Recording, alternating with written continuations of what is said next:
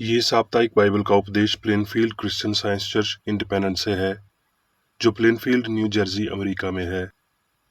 अधिक जानकारी के लिए कृपया हमारी वेबसाइट पर जाएं www.plainfieldcs.com। आपके अध्ययन के लिए ये पाठ रविवार 17 अप्रैल 2022 के लिए है। विषय: प्रायश्चित का सिद्धांत। स्वर्णपथ। यूहन्ना। मैं और पिता एक हैं। मसीह यीशु। उत्तरदायी अध्ययन। यूहन्ना। यीशु ने ये बातें कहीं और अपनी आंखें आकाश की ओर उठाकर कहा, हे पिता, वो घड़ी आ पहुंची है। अपने पुत्र की महिमा कर कि पुत्र भी तेरी महिमा करे, क्योंकि तूने उसको सब प्राणियों पर अधिकार दिया कि जिन्हें तूने उसको दिया है उन सबको वो अनंत जीवन दे, और उनके लिए मैं अपने आप को पवित्र करता हूँ, ताकि वो भी सत्य के द्वारा पवित्र किए जाएं। जैसा तू, हे पिता, मुझ में है और मैं तुझ में हूँ, वैसे ही वो भी हम में हों, इसलिए कि जगत प्रतीति करे कि तू ही ने मुझे भेजा। मैं केवल इन्हीं के लिए विनती नहीं करता, परंतु उनके लिए भी जो उनके वचन के द्वारा मुझ पर विश्वास करेंगे, कि वो सब एक हों। और वो महिमा जो तूने मुझे दी है, मैंने उन्हें दी है, कि वो वैसे ही एक हों जैसे हम एक हैं। मैं उनमें और तू मुझ में, कि वो सिद्ध होकर एक हो जाएं, और जगत जाने कि तू ही ने मुझे भेजा है, और जैसा तूने मुझसे प्रेम रखा। पाठ उपदेश बाइबल में से मत्ती। उस समय से यीशु ने प्रचार करना और ये कहना आरंभ किया कि मन फेराओ, क्योंकि स्वर्ग का राज्य निकट आया है। यूहन्ना। जब वो बाहर चला गया तो यीशु ने कहा, अब मनुष्य के पुत्र की महिमा हुई और परमेश्वर की महिमा उसमें हुई। यूहन्ना। मेरे पिता के घर में बहुत से रहने के स्थान हैं। यदि ना होते तो मैं तुमसे कह देता, क्योंकि मैं तुम्हारे लिए जगह तैयार करने को जाता हूँ। फिलिप्पस ने उससे कहा, हे प्रभु, पिता को हमें दिखा दे, यही हमारे लिए बहुत है। यीशु ने उससे कहा, हे फिलिप्पस, मैं इतने दिन से तुम्हारे साथ हूँ, क्या तू मुझे नहीं जानता? जिसने मुझे देखा है उसने पिता को देखा है। तू क्यों कहता है कि पिता को हमें दिखा? क्या तू प्रतीति नहीं करता कि मैं पिता में हूँ और पिता मुझ में है? ये बातें जो मैं तुमसे कहता हूँ अपनी ओर से नहीं कहता, परंतु पिता मुझ में रहकर अपने काम करता है। मेरी ही प्रतीति करो कि मैं पिता में हूँ और पिता मुझ में है, नहीं तो कामों ही के कारण मेरी प्रतीति करो। मैं तुमसे सच सच कहता हूँ कि जो मुझ पर विश्वास रखता है, ये काम जो मैं करता हूँ वो भी करेगा, वरन इससे भी बड़े काम करेगा, क्योंकि मैं पिता के पास जाता हूँ।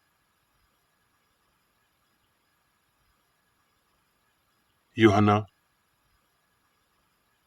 इस पर पिलातुस ने यीशु को लेकर कोड़े लगवाए, और सिपाहियों ने कांटों का मुकुट गूंथ कर उसके सर पर रखा और उसे बैंजनी वस्त्र पहनाया, और उसके पास आकर कहने लगे, हे यहूदियों के राजा, प्रणाम, और उसे थप्पड़ भी मारे।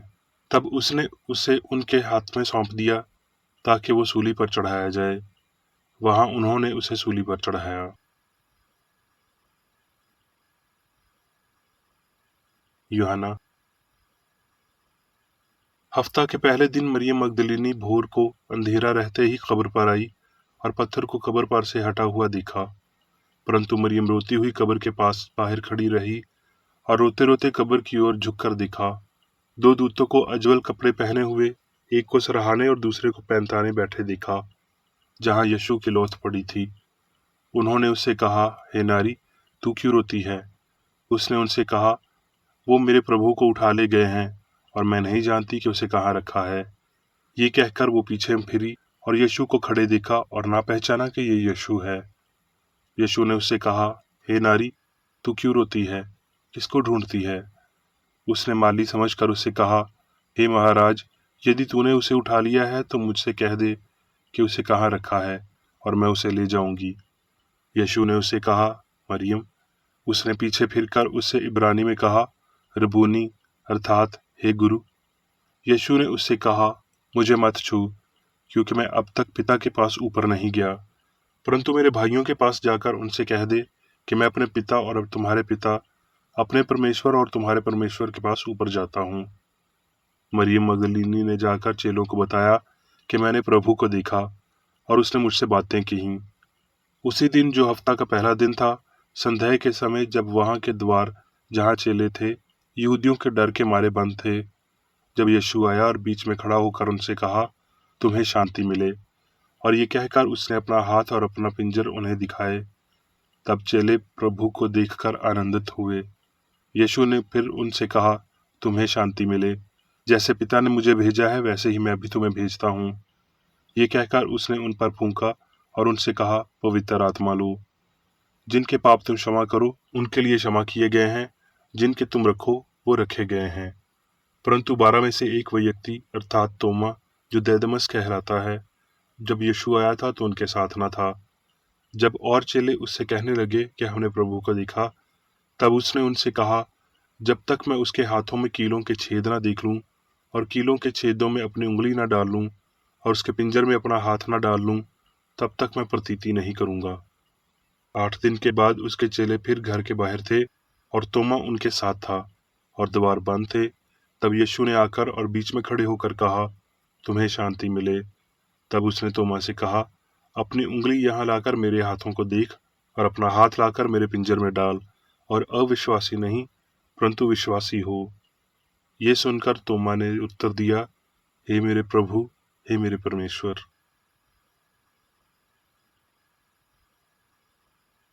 रोमियो। परंतु परमेश्वर हम पर अपने प्रेम की भलाई इस रीति से प्रकट करता है कि जब हम पापी ही थे तभी मसीह हमारे लिए मरा। सो जबकि हम अब उसके लहू के कारण धार्मिक ठहरे तो उसके द्वारा क्रोध से क्यों न बचेंगे। क्योंकि बैरी होने की दशा में तो उसके पुत्र की मृत्यु के द्वारा हमारा मेल परमेश्वर के साथ हुआ, फिर मेल हो जाने पर उसके जीवन के कारण हम उद्धार क्यों न पाएंगे। और केवल यही नहीं, परंतु हम अपने प्रभु यीशु मसीह के द्वारा, जिसके द्वारा हमारा मेल हुआ, परमेश्वर के विषय में घमंड भी करते हैं। रोमियो। सो हम क्या कहें? क्या हम पाप करते रहें कि अनुग्रह बहुत हो? कदापि नहीं। हम जब पाप के लिए मर गए तो फिर आगे को उसमें क्यों कर जीवन बिताएं। जैसे मसीह पिता की महिमा के द्वारा मरे हुओं में से जिलाया गया, वैसे ही हम भी नए जीवन की सी चाल चलें, क्योंकि ये जानते हैं कि मसीह मरे हुओं में से उठकर फिर मरने का नहीं, उस पर फिर मृत्यु की प्रभुता नहीं होने की। क्योंकि वो जो मर गया तो पाप के लिए एक ही बार मर गया, परंतु जो जीवित है तो परमेश्वर के लिए जीवित है। ऐसे ही तुम, जो अपने आप को पाप के लिए तो मरा, परंतु परमेश्वर के लिए मसीह यीशु में जीवित समझो।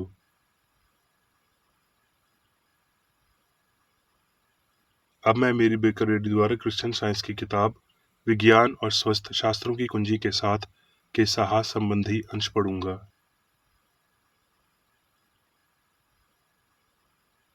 विज्ञान और स्वस्थ। इस प्रकार ये है कि मसीह अपनी छवि में भगवान और मनुष्य के बीच में संयुग या आध्यात्मिक समझौते को दर्शाता है।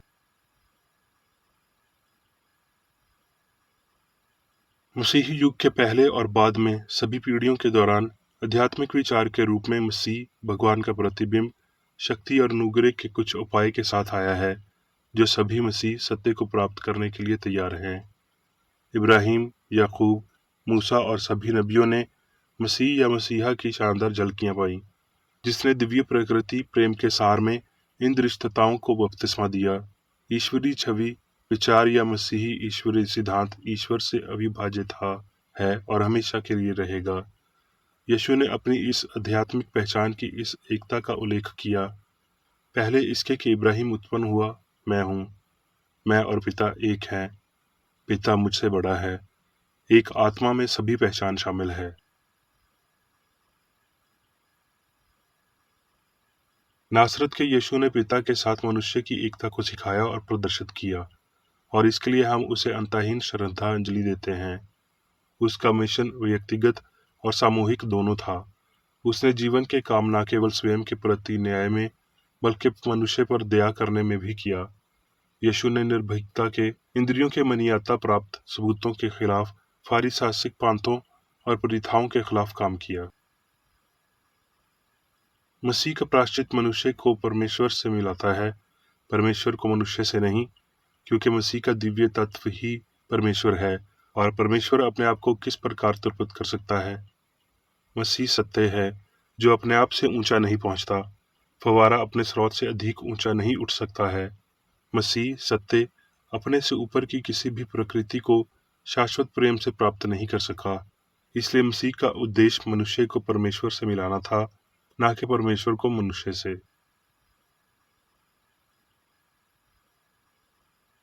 यीशु ने मनुष्य को ईश्वर की शिक्षा, यीशु की शिक्षाओं के दिव्य सिद्धांत और प्रेम के इस तुच्छ अर्थ को मनुष्य की आत्मा के नियम और मृत्यु के नियम से मनुष्य की मृत्यु के रूप में समझने की कोशिश की, जो ईश्वरीय प्रेम का नियम था।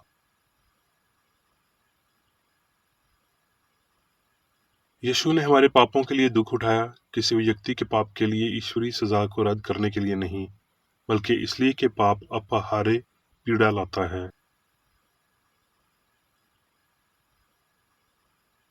यीशु ने भौतिक इंद्रियों के कुछ सुखों का अनुभव किया, लेकिन उसके कष्ट अन्य लोगों के पापों के फल थे, न कि स्वयं के।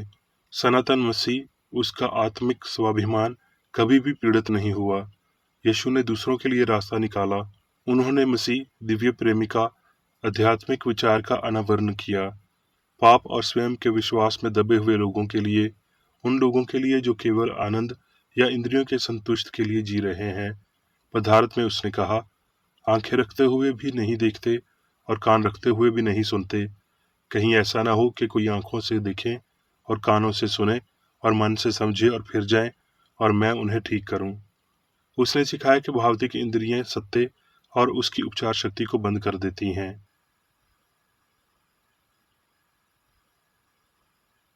सलीब की प्रभावकारिता व्यावहारिक स्नेह और भलाई में निहित है, जो मानव जाति के लिए प्रदर्शित हुई। सत्य पुरुषों के बीच में रहता था, लेकिन जब तक उन्होंने देखा कि उसने अपने गुरु को कब्र पर विजय प्राप्त करने के लिए सक्षम कर दिया है, तब तक उसके अपने शिष्य इस तरह के आयोजन को संभव नहीं मानते थे। पुनरुत्थान के बाद अविश्वासी तोमा को भी ये स्वीकार करने के लिए मजबूर होना पड़ा कि सत्य और प्रेम का महान प्रमाण कितना पूर्ण था।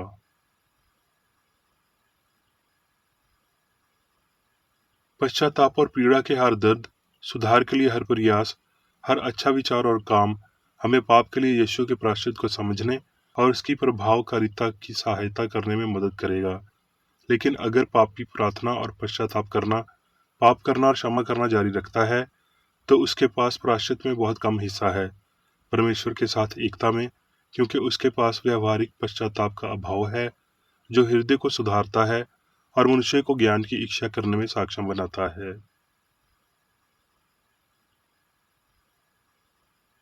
सामग्री में जीवन का विश्वास हर कदम पर पाप करता है। ये ईश्वरीय नाराजगी को जन्म देता है, और ये यीशु को मार देगा कि वो परेशानी से छुटकारा दिला सकता है। भौतिक मान्यताएं जब भी और जहां भी दिखाई देती हैं, आध्यात्मिक विचार को मार डालती हैं।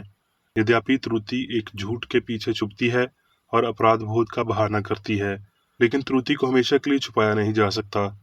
सत्य उसके अनंत कानून के माध्यम से त्रुटि का खुलासा करता है। सत्य पाप को धोखा देने का कारण बनता है और त्रुटि को जानवर के निशान पर सेट करता है, यहाँ तक कि अपराध को छुड़ाने के लिए या उसे छुपाने के लिए सजा दी जाती है। न्याय से बचना और सच्चाई को नकारना, पाप को खत्म करना, अपराध को खत्म करने, आत्मा नियंत्रित को खतरे में डालने और ईश्वरीय दया का मजाक उड़ाने के लिए है।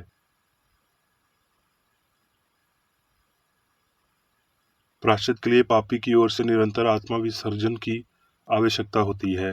भगवान के क्रोध को उनके प्यारे पुत्र पर वर्त किया जाना चाहिए, जो दिव्य अप्राकृतिक है। ऐसा सिद्धांत मानव निर्मित है। प्रायश्चित धर्मशास्त्र में एक कठिन समस्या है, लेकिन इसकी वैज्ञानिक व्याख्या है कि दुख पाप भावना की त्रुटि है, जिसे सत्य नष्ट कर देता है और अनंतता पाप और पीड़ा दोनों ही अंत प्रेम के चरणों में गिर जाएंगे।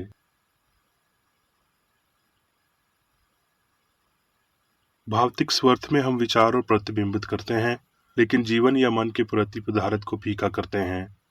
भौतिक स्वार्थ का इनकार मनुष्य की आध्यात्मिक और शाश्वत व्यक्ति के विवेक को प्रभावित करता है और पदार्थ से प्राप्त गलत ज्ञान को नष्ट करता है, या इसे भौतिक इंद्रियां कहा जाता है।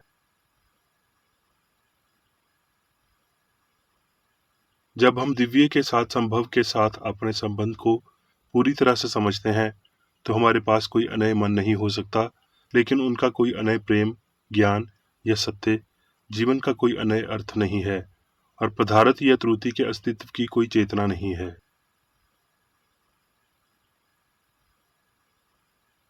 वो सब जो वास्तव में मौजूद है, वो है दिव्य मन और उसका विचार, और इस मन में संपूर्ण पुरानी समान जैसा पूर्ण और शाश्वत पाया जाता है।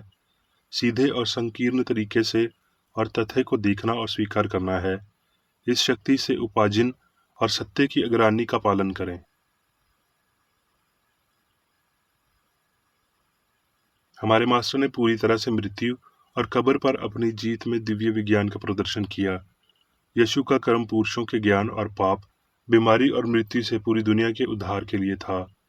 पौलुस लिखता है, क्योंकि बैरी होने की दशा में तो उसके पुत्र की मृत्यु प्रतिमान के द्वारा हमारा मेल परमेश्वर के साथ हुआ, फिर मेल हो जाने पर उसके जीवन के कारण हम उद्धार क्यों न पाएंगे। अपने शारीरिक दफन के 3 दिन बाद उसने अपने शिष्यों के साथ बात की। अत्याचारी लोग और अमर सत्य और प्रेम को एक कब्र में छिपाने में असफल रहे। परमेश्वर की जय हो और संघर्षशील दिलों को शांति मिले।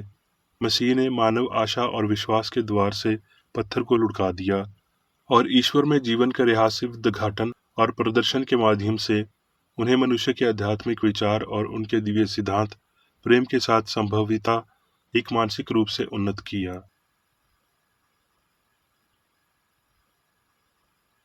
अब मैं मेरी बेकरेडी द्वारा चर्च मैनुअल में दिए गए 3 दैनिक कर्तव्यों को पढ़ूंगा।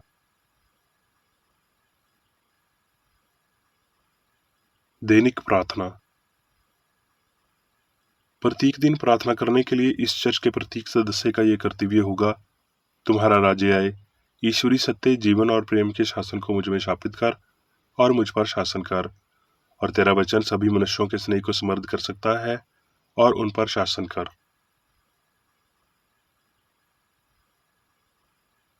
आदेशों और कर्तव्यों के लिए एक नियम। ना तो दुश्मनी और ना व्यक्तिगत लगाव मदर चर्च के सदस्यों के आदेशों और कर्तव्यों पर लागू करना चाहिए। विज्ञान में दिव्य प्रेम ही मनुष्य को नियंत्रित करता है और एक क्रिश्चियन विज्ञानी प्यार की मीठी सुविधाओं को दर्शाता है।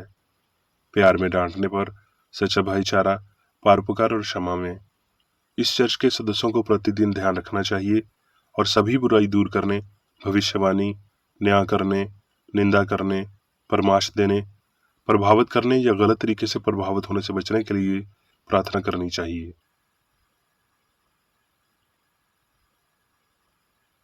कर्तव्य के प्रति सतर्कता। इस चर्च के प्रत्येक सदस्य का यह कर्तव्य होगा कि वह प्रतिदिन आक्रामक मानसिक सुझावों से बचाव करे और भूलकर भी ईश्वर, नेता और मानव जाति के प्रति अपनी कर्तव्य की उपेक्षा नहीं करनी चाहिए। उनके कामों से उन्हें आंका जाएगा और वो उचित या निंदनीय होगा।